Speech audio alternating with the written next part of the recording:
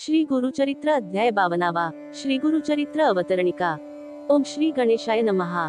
श्री सरस्वत्यै नमः। श्री सद्गुरुभ्यो नमः। श्री कुलदेवतायै नमः। श्रीपाद श्रीवल्लभ श्री नृसिंह सरस्वती नमः। श्रोते हो, सावधान चित्ताने ऐका। श्री गुरुचरित्राचे 51 अध्याय श्रवण केले असता नामधारकाची भावसमाधी लागली। तो निजानंदात मग्न झाला। श्री गुरुचरित्रामृत सेवन करून तो तटस्थ झाला।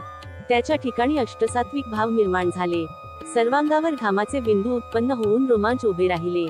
कंठ दाटून आला। सर्वांगाला कंप सुटला। त्याच्या डोळ्यांवाटे प्रेमाश्रू वाहू लागले। शरीराची हालचाल बंद झाली। तो समाधी सुखात आनंदाने डोलत होता। ते पाहून सिद्धयोग्यांना परमानंद झाला। त्यांनी त्याला प्रेमाने कुरवाळून सावध केले।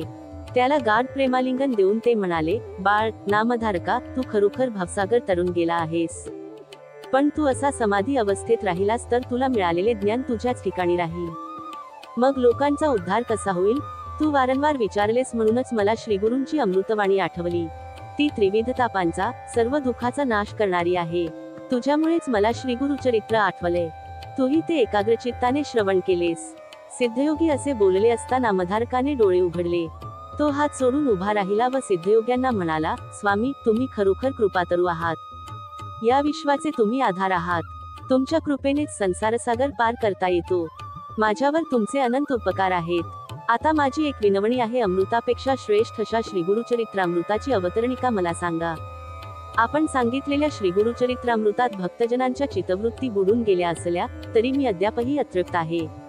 मला श्रीगुरुचरित्रामृत पाजून आनंद सागरात ठेवा। अनेक औषधी वनस्पतींचे सार काढून ते दिव्य औषध काढतात, त्याप्रमाणे श्रीगुरुचरित्रामृताचे सार मला सांगा। नामधारकाने अशी विनवणी केली असता सिद्धयोग्यांना अतिशय आनंद झाला। ते म्हणाले, बाळा, तुझी श्रीगुरुचरित्रावर अखंड श्रद्धा राहो। त्यासाठी मी तुला श्रीगुरुचरित्राची अवतरणिका सांगतो, ती ऐक। पहिल्या अध्यायात मंगलाचरण असून सर्व देवदेवतांचे स्मरण केले आहे। भक्तजनांना श्रीगुरुमूर्तीचे दर्शन घडले आहे। दुसऱ्या अध्यायात ब्रह्मोत्पत्ती सांगितली असून चारी युगांची वैशिष्ट्ये कथन केली आहेत। त्याच अध्यायात गुरुमाहात्म्य व संदीप आख्यान आले आहे। तिसऱ्या अध्यायात अंबरीश आख्यान सांगितले आहे। चौथ्या अध्यायात सती अनुसूयेची सत्वपरीक्षा पाहण्यासाठी आलेले त्रैमूर्ती तिची बालके होतात। ती त्रैमूर्ती श्रीदत्तात्रेय अवतार कथा सांगितली आहे। पाचव्या अध्यायात श्रीदत्तात्रेयांच्या श्रीपाद श्रीवल्लभ अवताराची कथा आली असून सहाव्या अध्यायात गोकर्ण महिमा व महाबळेश्वरलिंग स्थापनेची कथा सांगितली आहे। आठव्या अध्यायात शनिप्रदोषव्रत महात्म्य वर्णिले असून नवव्या अध्यायात श्रीगुरूंनी एका रजकाला राज्यप्राप्तीचा वर दिल्याची कथा आली आहे। 10व्या अध्यायात पूर्वपूर क्षेत्र महिमा सांगितला असून वल्लभेश आख्यान सविस्तर वर्णिले आहे। 11व्या अध्यायात करंजपुरी माधव व अंबा यांच्या पोटी श्री नृसिंह सरस्वतींचा अवतार झाल्याचे व श्रीगुरु नरहरी बालचरित्र लीला वर्णन केले आहे। 12व्या अध्यायात नरहरीचा गृहत्याग, काशीक्षेत्री संन्यास ग्रहण व गुरु शिष्य परंपरा हे विषय आले आहेत। 13व्या अध्यायात श्रीगुरु नृसिंह सरस्वतींचे करंजा गावी आगमन व पोटदुखी असलेल्या एका ब्राह्मणावर श्रीगुरूंनी कृपा केली या कथा सांगितल्या आहेत। 14व्या अध्यायात क्रूरयवन शासन व सायनदेव वरप्रदान कथा आल्या आहेत। 15व्या अध्यायात श्रीगुरूंचे वैजनाथ क्षेत्री गुप्त वास्तव्य व तीर्थयात्रा निरूपण आले असून 16व्या अध्यायात गुरुभक्तीचे महात्म्य, धौम्य शिष्यांच्या कथा सांगितल्या आहेत। 17व्या अध्यायात भुवनेश्वरीला जीभ कापून देणाऱ्या एका मंदबुद्धीच्या मुलास श्रीगुरु ज्ञानप्राप्ती करून देतात ही कथा सांगितली असून 18व्या अध्यायात अमरापूर महात्म्य सांगून श्रीगुरु कृपेने एका ब्राह्मणाचे दारिद्र्य कसे गेले ही कथा सांगितली आहे। 19व्या अध्यायात औदुंबर महात्म्य, नावाड्याची त्रिस्थळी यात्रा व योगिनी कथा हे विषय आले आहेत। 20व्या अध्यायात ब्राह्मण स्त्रीची पिशाचबाधा कशी दूर केली हे सांगितले आहे। 21व्या अध्यायात औदुंबर येथे आलेल्या श्रीगुरूंनी एका मृत बालकाला सजीव केल्याची कथा असून 22व्या अध्यायात श्रीगुरूंनी एक वांझ म्हैस दुभती केल्याचा चमत्कार सांगितला आहे। 23व्या अध्यायात श्रीगुरु गणगापुरात येतात व एका ब्रह्मराक्षसाचा उद्धार करतात या कथा दिल्या असून 24व्या अध्यायात त्रिविक्रम भारतीचा उद्धार केल्याची कथा आहे। 25व्या अध्यायात गर्विष्ठ ब्राह्मणांचा जयपत्राविषयी हट हा प्रसंग सांगितला असून 26व्या अध्यायात वेदविस्तार वर्णिला आहे। 27व्या अध्यायात उन्मत्त ब्राह्मणांना श्रीगुरूंनी दिलेला शाप व एका मातंगाला पूर्वजन्म स्मरण करून दिल्याच्या कथा आहेत। 28व्या अध्यायात कर्मविपाक व मातंग कथा आली आहे। 29व्या अध्यायात भस्म महात्म्य सांगितले आहे। 30व्या अध्यायात एका विधवेचा शोक व ब्रह्मचार्याने तिला केलेला उपदेश हे विषय आले असून 31व्या अध्यायात पतिव्रतेचा आचारधर्म सांगितला आहे। 32व्या अध्यायात विधवेचा आचारधर्म सांगितला असून मृत ब्राह्मण जिवंत झाल्याची कथा सांगितली आहे.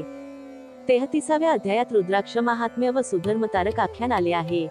34व्या अध्यायात रुद्राध्यायात सांगितले आहे. 35व्या अध्यायात कच्छ देव्यानी कथा व सोमवार व्रत व सीमंतिनी आख्यान आले आहे. 36व्या अध्यायात परांदोष धर्माचरण हे विषय आले असून 37व्या अध्यायात गृहस्थाश्रमाचा आचारधर्म सांगितला आहे. 38व्या अध्यायात श्रीगुरूंनी भास्कर ब्राह्मणाची लाज कशी राखली हे सांगून 19व्या अध्यायात अश्वत्थ महात्म्य व 60 वर्षांच्या वंध्येस संतानप्राप्ती झाल्याची कथा आहे. 40व्या अध्यायात नरहरीचा कुष्ठरोग कसा नाहीसा झाला हे सांगून शिवभक्त शबरकथा सांगितली आहे. 41व्या अध्यायात सायनदेवाची गुरुसेवा, काशीयात्रा व त्वष्टाख्यान हे विषय आले आहेत. 42व्या अध्यायात अनंतव्रत कथा आली असून 43व्या अध्यायात विमर्शन राजाची कथा व एका विणकरास मल्लिकार्जुन हे विषय आले आहेत. 44व्या अध्यायात श्रीगुरूंनी नंदी ब्राह्मणाचा कुष्ठरोग घालविल्याची कथा सांगितली आहे. 45व्या अध्यायात भक्तवत्सल श्रीगुरूंनी आपल्या भक्तांसाठी 8 रूपे धारण केल्याची कथा सांगितली आहे. 47व्या अध्यायात श्रीगुरूंनी एका शूद्र शेतकऱ्यावर कृपा केल्याची कथा सांगितली आहे. 48व्या अध्यायात अमृजा संगम व अष्टतीर्थ महात्म्य सांगितले आहे. 49व्या अध्यायात गुरु महात्म्य व शिवपार्वती संवादात्मक संपूर्ण गुरुगीता आली आहे. पूर्वजन्मातील एक श्रीगुरु भक्त यवन वंशात जन्मास येतो व श्रीगुरूंनी त्याला दिलेल्या पूर्वीच्या वरदानाने तो बिदरचा राजा होतो. ती सविस्तर कथा 50व्या अध्यायात आली आहे. 51व्या अध्यायात श्रीगुरू नृसिंह सरस्वतींचे निजानंद गमन अवतार समाप्ती झाल्याची कथा दिली आहे. सिद्धयोगी नामधारकाला म्हणाले, श्रीगुरु चरित्र अनंतपार आहे. त्यातून मी तुला केवळ 51 अध्याय सांगितले आहे. त्यांची अवतरणिका तुला सांगितली. नामधारका, श्रीगुरु अवतार समाप्ती करून गेले असे लोकांना वाटत असेल, पण ते आजही गाणगापुरात आहेत हे लक्षात ठेव. या कलियुगात अधर्मवृत्ती फार वाढली आहे हे पाहून श्रीगुरु गुप्त झाले आहेत. खऱ्या भक्तांना ते आजही दर्शन देतात. नामधारका, मी सांगितलेल्या श्रीगुरु चरित्राच्या अवतरणिकेचे जे नित्य श्रवण पठण करतील त्यांना श्रीगुरु नक्कीच भेटतील. आपला जसा भाव असेल तसे फळ श्रीगुरु देतात. नामधारका, तू अवतरणिका सांगण्याची विनंती केलीस, त्यानुसार सगळा इतिहास मी तुला पुन्हा सांगितला. ज्यांनी पूर्वीच श्रीगुरु चरित्राचे श्रवण पठण केले असेल त्यांना या अवतरणिकेमुळे सगळे काही आठवेल. इतरांनाही अवतरणिका वाचून संपूर्ण श्रीगुरु चरित्र पठण श्रवणाची इच्छा होईल. सिद्धयोग्यांनी असे सांगितले असता नामधारकाला अतिशय आनंद झाला. मग तो हात जोडून म्हणाला, स्वामी, आता या श्रीगुरु चरित्राचा पारायण विधी मला सांगा. पारायण करताना दररोज किती अध्याय वाचावेत ते मला सांगा. त्यावर सिद्धयोगी म्हणाले, नामधारका, तू फार चांगला प्रश्न विचारलास. यामुळे लोकांच्यावर फार मोठा उपकार होणार आहे.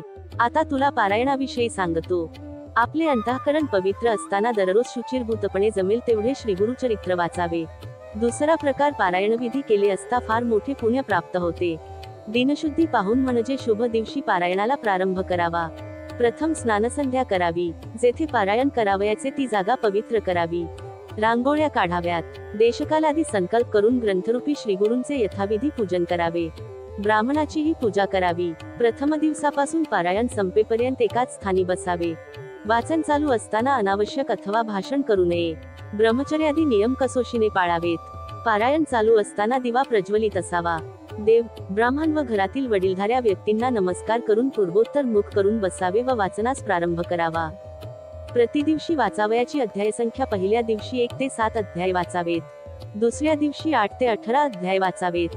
तिसऱ्या दिवशी 19 ते 28 अध्याय वाचावेत. चौथ्या दिवशी 19 ते 34 अध्याय वाचावेत. पाचव्या दिवशी 35 ते 37 अध्याय वाचावेत. सहाव्या दिवशी 38 ते 43 अध्याय वाचावेत. सातव्या दिवशी 44 ते 51 अध्याय वाचावेत. शेवटी अवतरणिका 52वा अध्याय वाचावी. रोजचे ठराविक वाचन पूर्ण झाले की ग्रंथाचे उत्तरांग पूजन करावे. श्रीगुरू नृसिंह सरस्वतींना नमस्कार करून आसन सोडावे. मग फलाहार करावा. 7 दिवस रात्री जमिनीवर झोपावे.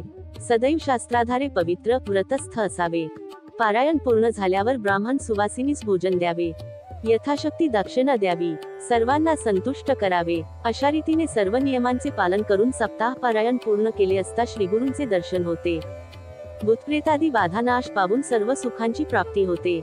सिद्धयोग्यांनी असे सांगितले असता नामधारकाला अतिशय आनंद झाला.